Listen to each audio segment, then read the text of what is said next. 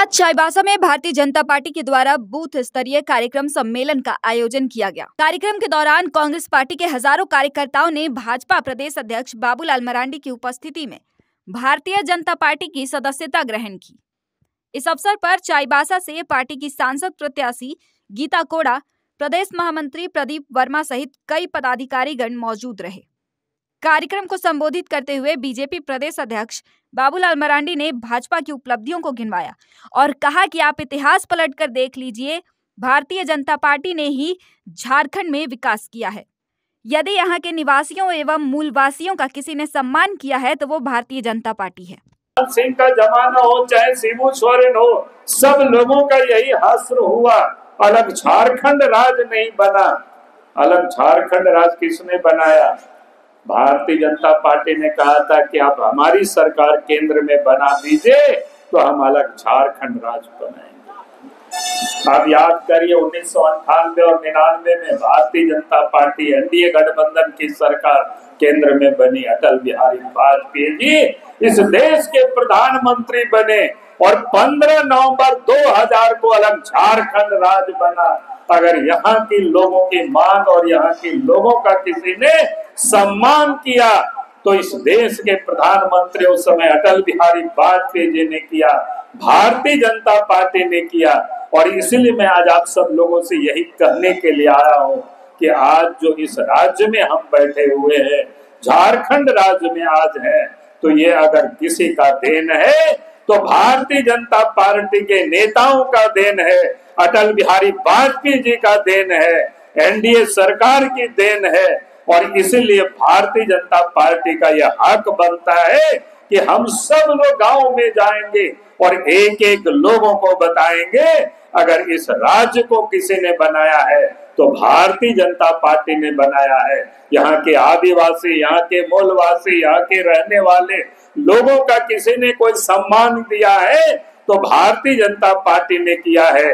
और इसीलिए भारतीय जनता पार्टी को हमें वोट देना है, ये संदेश लेकर के हम सबको जाना है। तो में वर्णन करना तो बहुत मुश्किल है, लेकिन आज आप सबको पता है कि भारतीय जनता पार्टी ने प्रत्याशी की भी घोषणा कर दी। अब चुनाव घोषणा होने में कुछ एक दिन बचा हुआ है, लेकिन आप सब लोगों से मैं ये कहने के लिए आया हूँ कि इस बार हमें इस पश्चिम सिंहभूम का जो लोकसभा क्षेत्र है इसको हमें धूमधाम से जीतना है और काफी वोटों के अंतर से हमें इस सीट को जीतना है ताकि देश के प्रधानमंत्री नरेंद्र मोदी जी फिर एक बार देश के प्रधानमंत्री बने।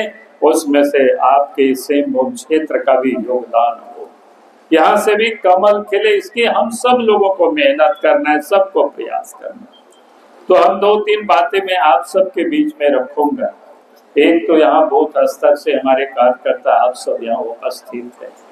आप यहाँ से जाएंगे, वापस लौटेंगे तो एक काम आप जरूर करें। आप सबको एक तो लाभार्थियों से संपर्क करने के भी आपको बता रहे थे। मैं उसको कहूंगा कि एक एक कार्यकर्ता जो बूथ के अध्यक्ष तो है, लेकिन बूथ के अध्यक्ष के साथ साथ भी आप और जो कार्यकर्ताओं की इतनी बड़ी फौज है, आप एक एक गांव और एक एक बूथ आप कार्यकर्ताओं को जिम्मा लगा दीजिए। और वो सिर्फ संपर्क 1-2 दिन के लिए नहीं, संपर्क आपको अभी तो लोकसभा के चुनाव संपन्न होने तक आप उसको संपर्क करना है। यानी आपके नाम से जो भी गांव आवंटित रहेंगे, आपके नाम से जो भी बूथ आवंटित होगा, आप उस गांव और उस बूथ से फुर्सत तभी मिलेगी जब वोट वहां डाल करके आप पूरी ईवीएम को भर देंगे, तभी आपको विश्राम करना है।